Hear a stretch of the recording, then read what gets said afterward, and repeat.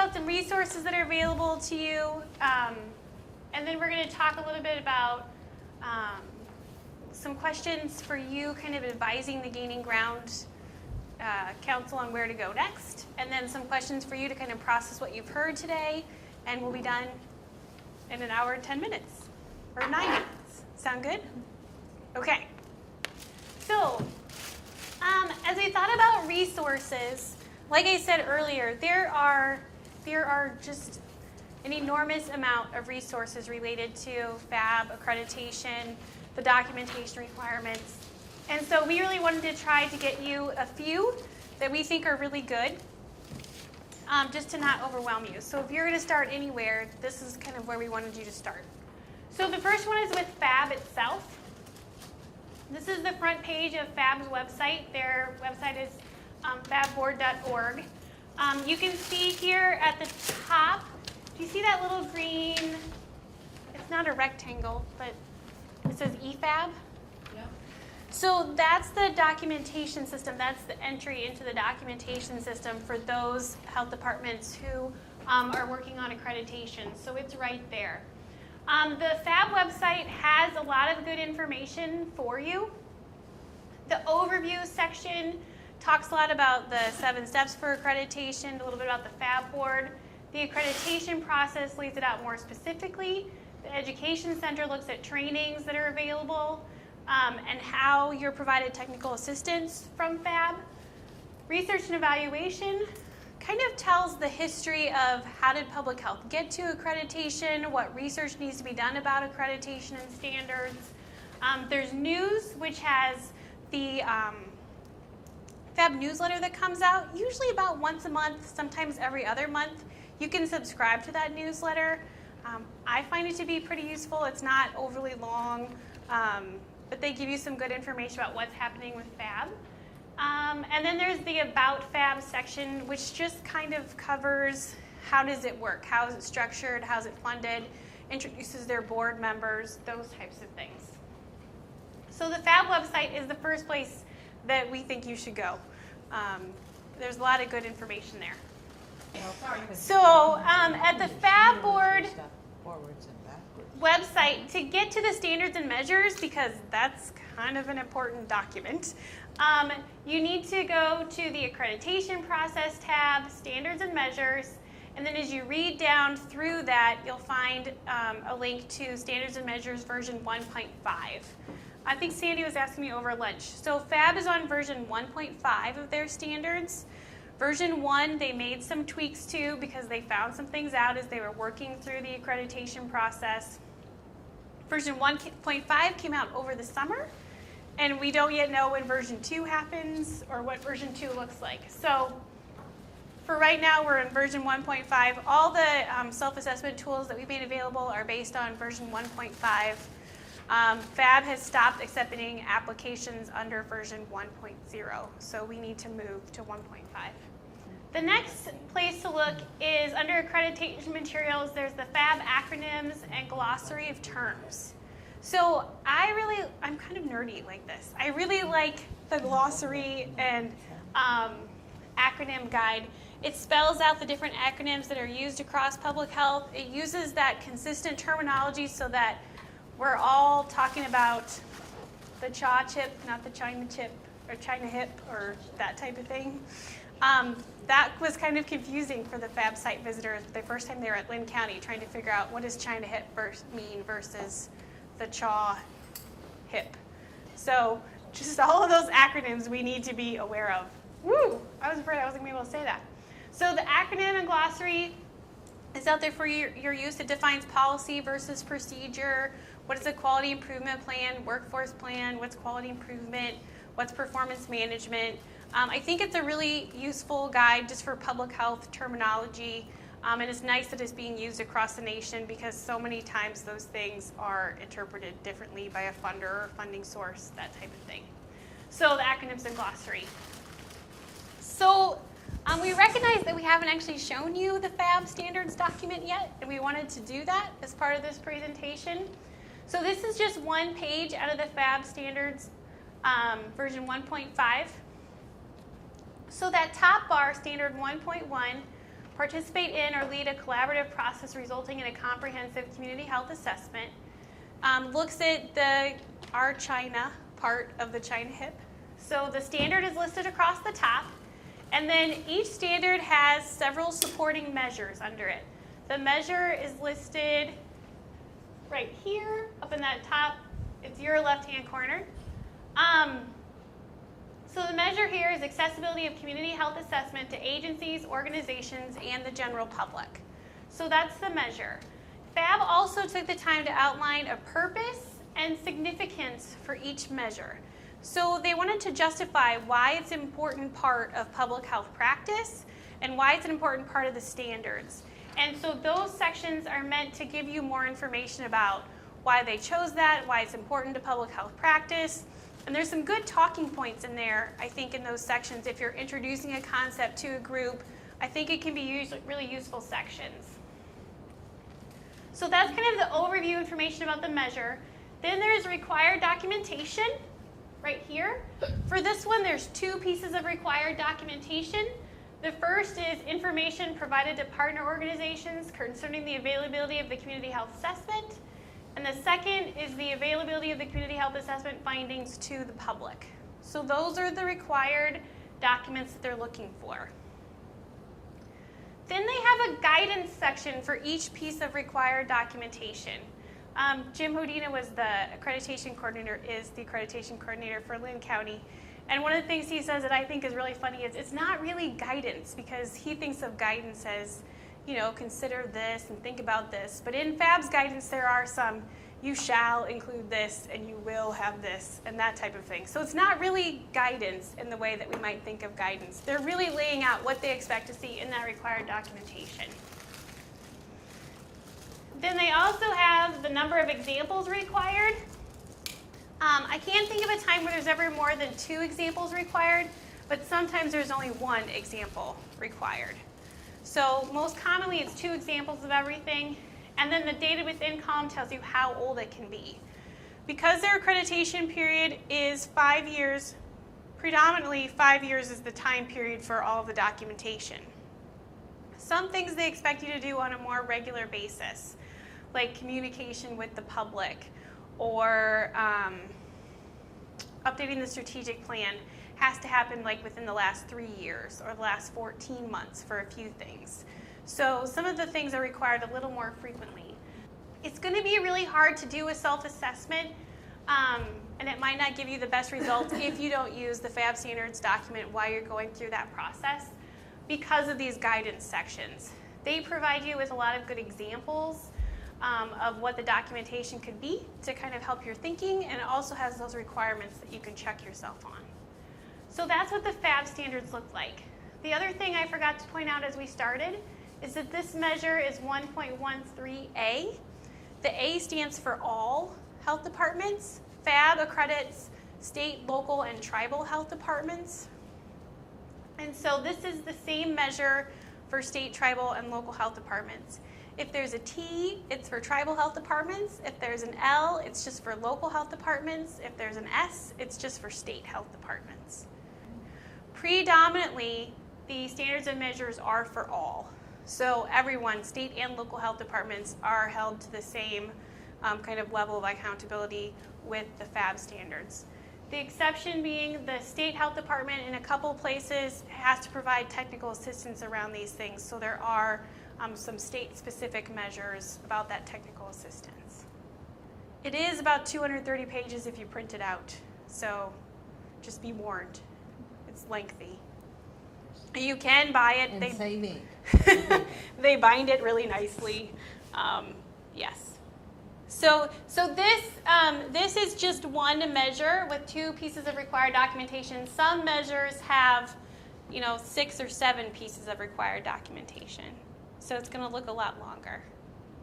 But I wanted you to see a whole picture, so I picked this one kind of on purpose. So the other, another resource we want to show you is the Gaining Ground resource. So we put the Gaining Ground information on the Iowa Public Health Department's website for right now. It's going to transition a little bit this summer when the department kind of undergoes some website transformation. So it'll look different in a few months, but for right now, here's where the information is. So if you go to the modernization website, which is the idph.state.iowa.us/MPHI, way at the bottom there is the Gaining Ground button, and it will take you to the Gaining Ground homepage.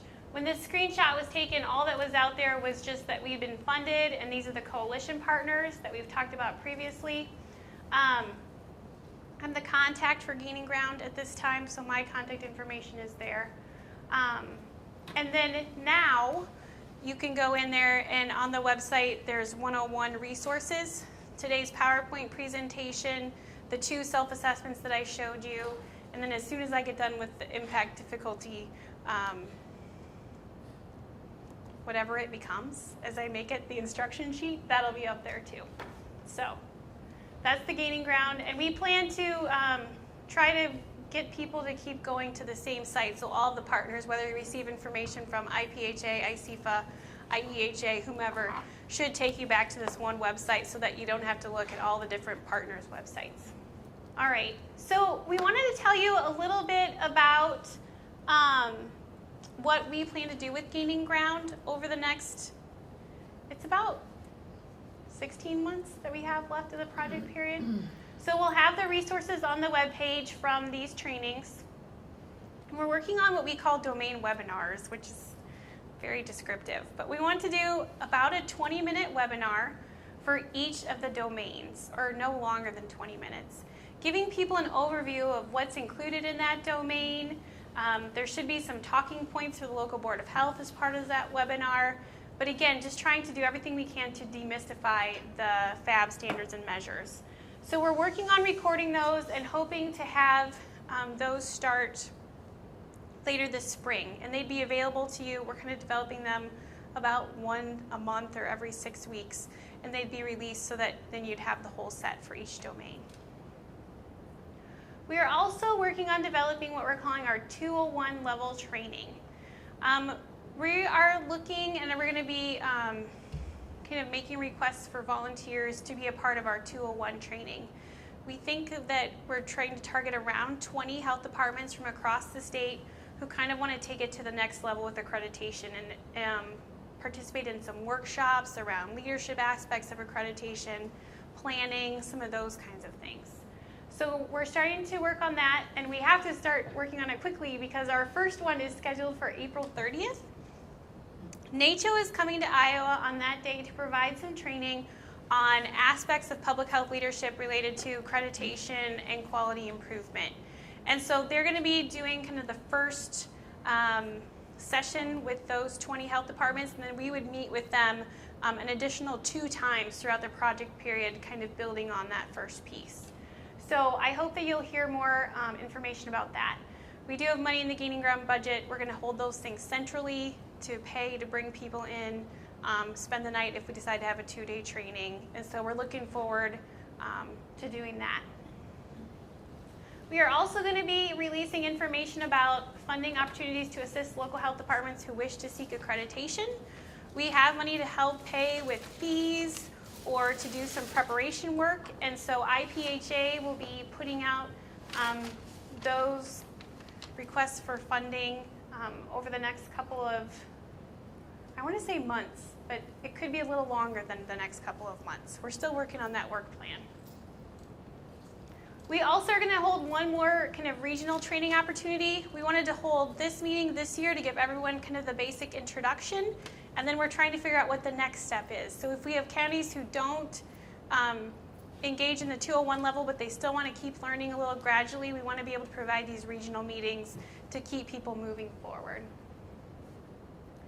We are looking at providing, and we have drafts of materials related to the standards that you can use with your local boards of health and community partners. So they'd be ready for you. You could tweak them if you wanted to, but those would be ready for any presentations or communication you would do. And then we're also looking at developing kind of a cadre of subject matter experts across the state. People who are willing to field questions about strategic planning or community health assessments or quality improvement for others across the state. And so we haven't exactly figured out how we're going to do that yet, but we're we recognize that there's a need to do some peer learning, and we're trying to figure out how we can best match peers up with other peers to improve upon their ability to meet the standards and measures. Here's another resource that I really like. As we've done some work with the evaluation committee, one of the areas that Iowa seems to have a gap in is quality improvement, and quality improvement being more formal in public health practice. This is a great tool to help with that. This is available at qiroadmap.org. It's a tool that NACCHO put out. The Roadmap to a Culture of Quality Improvement basically describes the steps to move your health department from informal, really actually from no quality improvement, through informal to more formal to kind of a culture of quality improvement. It has a self-assessment part to it that's pretty brief, where you can look at and kind of assess where your health department is at. And then it has suggestions of activities to implement and examples of those activities to move your department to the next level. So there's a lot of good information there. We've talked about PHKICS a little bit earlier. This is just a picture of the Public Health Quality Improvement Exchange. The thing that I think is most important to point out is that if you go under the search function, you can search quality improvement activities by the size of the county doing the quality improvement, by the quality improvement tool that they used, and by the topic area of the quality improvement project. So if you want to get more information about WIC clinic flow, you can look up WIC clinic flow and see what information is available. There's one that's really fun on mobile food vendors inspections that I really like. They even did a little movie about that one. So it can be overwhelming, especially because they keep getting more quality improvement examples on there. But if you are willing to take a little bit of time to sort through it, I think it's really good. And if you can't find something, this is a site I feel really passionate about, and I would be happy to walk you through or send you direct links to get you further into the site. The Public Health Foundation. So the Public Health Foundation has done a lot of work related to accreditation, related to quality improvement and performance management specifically. They've been here in Iowa and helped us with some of our quality improvement training. One of the areas that we're finding nationally is a gap is in performance management, that health departments don't have formal performance management in place. One of the things that FAB requires is a performance management assessment of your health department. And there's a couple different tools out there to do that, but what it really does is it allows you to kind of define the gaps and strengths of your abilities to do performance management. The performance management toolkit that the Public Health Foundation puts out has a self-assessment that's pretty good, relatively quick, that you can use to do that performance management assessment. I think it's a great place to start if you decide that performance management is a gap, because then it also gives you ideas about how you can move performance management forward. Not employee performance. No, not employee performance. Agency. Yes, performance management in the agency. So those performance measures about how your programs are doing, some of those kinds of things. And what we might call program evaluation. Yes, probably what you might call program evaluation. And all of that. Performance management kind of brings together the different aspects of that into one system. So you look at your measures, you look at opportunities for quality improvement, and then reporting on progress, so those annual reports that you're going to put out. So I do like this one. And there's a lot of them out there, so sorry.